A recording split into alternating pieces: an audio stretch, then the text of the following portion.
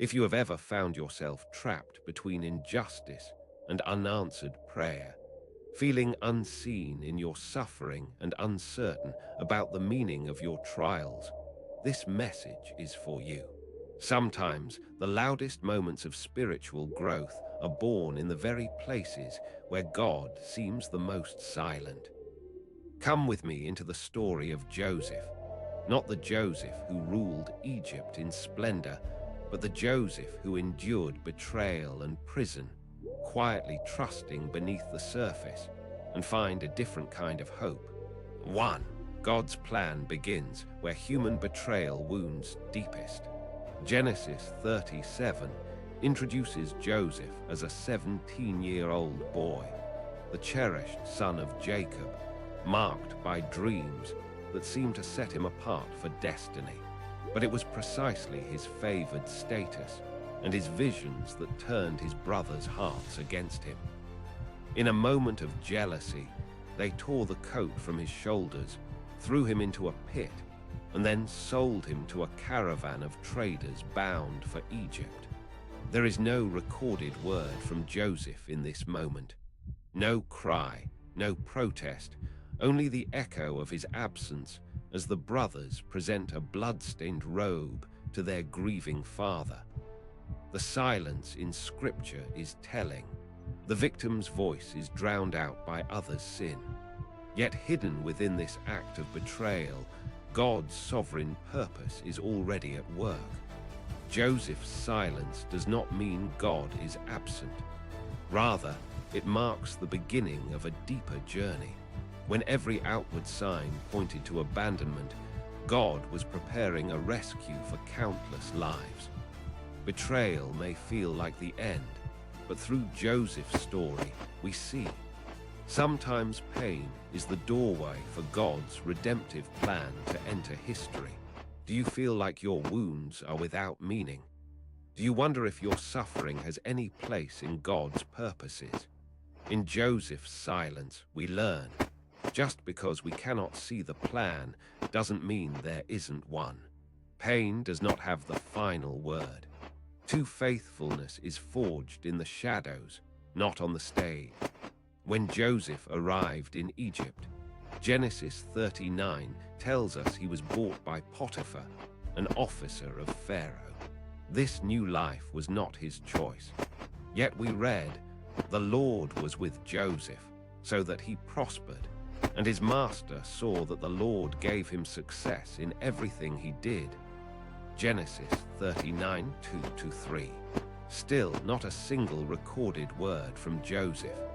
His faithfulness unfolds in daily obedience, managing his tasks, earning trust, resisting temptation, without applause or recognition.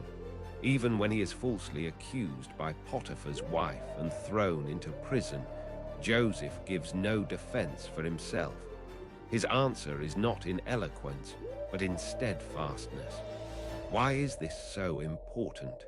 Because many of the Lord's greatest servants are shaped far more in obscurity than on platforms. Joseph served his masters well, first Potiphar, then the prison keeper, without needing anyone's approval except God's. Has God called you to be faithful in a place where no one sees? Joseph teaches us that obedience in the unseen places is what God uses to build character for the seen. Our endurance in the shadows is not wasted. God sees every moment. 3. Silent suffering can be the seedbed of God's greatest work. Thrown into Pharaoh's dungeon, Joseph remains silent even as dreams swirl around him. The cupbearer, the baker, both imprisoned alongside him. When they are troubled by their dreams, Joseph's first words after so much silence are these: "Do not interpretations belong to God? Tell me your dreams." Genesis 40:8. Even here, Joseph refuses to put himself in the center. He does not lament his lot, nor demand release. He points to God alone. For 2 whole years after interpreting the cupbearer's dream, Joseph is forgotten, chronic injustice, lingering hope deferred. But it is in this crucible of suffering, unjust, unexplainable, undeserved, that the groundwork is laid for God's extraordinary deliverance. If Joseph had not endured those silent, painful prison years, he would not have been ready to speak before Pharaoh. Reflect for a moment. How many prayers have you offered in dark places, wondering if God heard? Joseph's silence reminds us, faith is measured not by the noise we make, but by who we trust when we have nothing left to say. When you suffer silently, you do not suffer alone. God is always at work beneath the silence.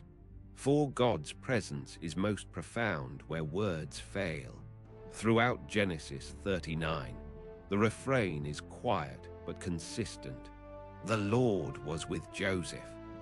4 separate times the presence of God is noted, not in burning bushes or thundering voices, but in the prosperity of Joseph's labors, the trust he earns, and the protection from death. In the Hebrew mindset, God's presence was not marked by circumstances always going well, but by the covenant faithfulness that does not abandon, even in suffering. For Joseph, the silent companionship of the Lord became his only certainty. Have you ever mistaken a lack of obvious blessing for the absence of God? In fact, the invisible presence of the Lord is often most faithful and most formative when it seems the quietest. We do not always need explanations or escape.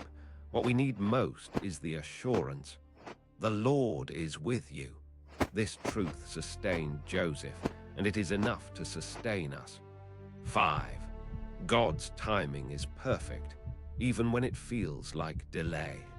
The story could have shifted after Joseph interpreted the cupbearer's dream. Instead, Genesis 40:23 tells us, the chief cupbearer, however, did not remember Joseph. He forgot him. 2 unending years. No advocacy, no prospect of freedom. Here, Joseph's silence is not passivity, but patient trust in God's timing. When Pharaoh dreams disturbing dreams and no magician can interpret, suddenly the cupbearer remembers, and Joseph, summoned from the prison cell, is brought before the throne. Everything shifts in a single day. In your own seasons of waiting, when rescue seems far off, remember that God's delays are not denials. What looks like wasted time may be sovereign preparation for a role or answer that could not have come any sooner. Reflect on this. Are you willing to trust God even when all you can do is wait? Joseph's silent endurance allowed the Lord to move precisely when the time was right, for Egypt, for his family, and for the nations. 6.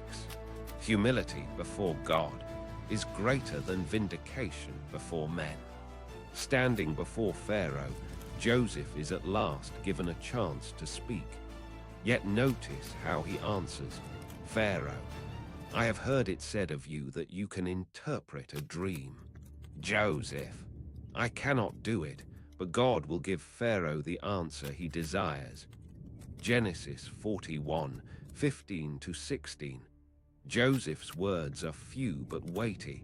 He does not grasp for credit, nor demand justice for his suffering.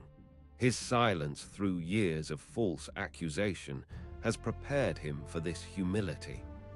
Culturally, an interpreter of dreams was prized in ancient Egypt, often claiming supernatural powers. Joseph, however, renounces his own ability and centers all glory on God. What about us? Are we content to be vessels, unseen, unrecognized, if only Christ is glorified? Joseph's humility is a model, enduring injustice without bitterness, and exalting God when the world finally listens. 7. Forgiveness and redemption are born out of silent endurance. The story does not end with Joseph's rise to power. When famine strikes, his brothers come to Egypt, desperate and unaware of his identity. Joseph does not retaliate. Through a process of testing, he eventually reveals himself to them, weeping as he forgives. Genesis 45:5 captures his heart. And now, do not be distressed or angry with yourselves for selling me here, because it was to save lives that God sent me ahead of you. Joseph's years of patient, silent suffering have produced a soul able to see God's hand above human wrongdoing. He names the purpose. What men meant for evil, God used for good. Genesis 50:20. This is perhaps the greatest mystery of the silence.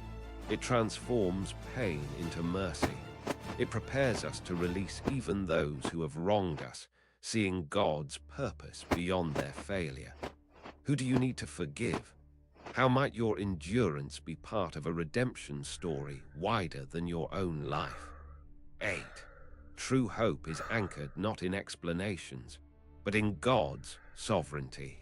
Throughout these chapters of Genesis, Joseph never receives a full explanation as his trials unfold. His trust is not grounded in daily updates or visible assurances, but in the character of God himself. Biblical faith, as seen in Joseph, is not the absence of doubt or questions. It is the choice to anchor oneself in God's reign, even when life makes no sense. I am with you, God had promised Abraham, Isaac, and Jacob before him. Joseph lives this promise quietly, in the prison and the palace alike. Pause and ask, what would it look like for you to trust even without clarity, to rest secure, not in understanding, but in the one whose purposes are always good? 9. Silent witness often speaks loudest of all. Joseph's story is not filled with speeches, protests, or arguments. Instead, his faithfulness, integrity, and service under crushing pressure bear the most powerful witness of all. Ancient cultures prized both oratory and action. In Egypt, Joseph's actions stood out so clearly that those around him could not deny God was with him. In our world, silent endurance for righteousness can be your loudest testimony, at work, at home, in seasons of trial. How we bear up under suffering and how we resist sin when no one sees shapes how others see God. Sometimes your life, and not your argument, is the invitation for another to seek God for themselves. 10. God's good purposes prevail, even through human weakness. From the beginning, Joseph's journey is battered by the weakness and wickedness of others. Betrayal, falsehood, neglect. Yet at every turn, God takes what was meant for evil and weaves it into his saving plan. Joseph's silence, then, is not resignation. It is quiet consent to trust God's sovereignty above all. He is not a passive victim, but an active participant in God's redemption. Endurance becomes a form of worship, and patience becomes the means of blessing not just for himself, but for multitudes. So when you see only the betrayal, the pit, the chains, remember, God's sovereign love is quietly at work, even through your weakness, bending history toward good. 11. Every valley of silence prepares us for a purpose greater than ourselves. At last, Joseph is elevated. His wisdom saves nations. His forgiveness restores families. His faith endures for generations. Yet all of it was birthed in those silent, lonely years where he had nothing and no defender but God. Sometimes, what the world sees as wasted years, God sees as preparation for a future only he imagines. Will you surrender your valley? your silent shadow to him, believing that the hard road is not the end of your story, but the groundwork for his glory. Let us draw the threads together. The silence of Joseph during Egypt's darkest moments is not only a feature of his character, but a portrait of how God works in and through our pain. This story teaches us God is not absent in your suffering, even when heaven seems silent. Endurance does not mean passivity. It is the trusting, daily obedience in the things unseen. When explanations are silent, God's presence is enough. What was meant for evil, God can and will redeem for good.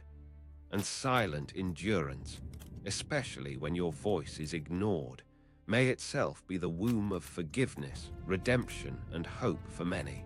Pause and hear it. Sometimes the most holy growth is forged in sacred, unspoken places. Perhaps your life right now feels strangely silent, unjust, misunderstood, delayed.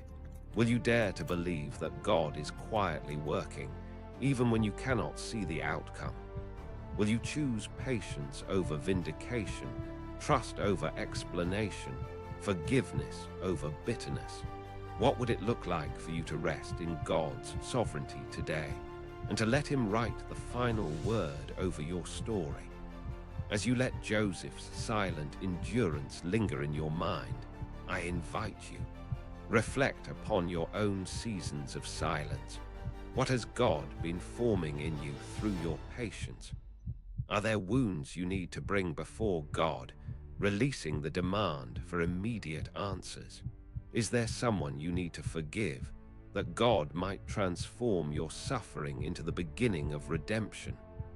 If this teaching has helped you, I encourage you. Take a moment in the comments to share your own reflections or a time when God met you in the silence. If you are searching for more wisdom rooted in Scripture, I invite you to subscribe and journey with us through the ancient paths of faith, obedience, and hope. May the peace of God, whose silence is never absent, quiet your spirit and strengthen your heart. May you know, like Joseph, the quiet companionship of the Lord in every pit, in every prison, in every palace. May endurance have its perfect work in you, that you may be complete, lacking nothing, and ever anchored in God's good plan. Grace and peace be with you, now and always.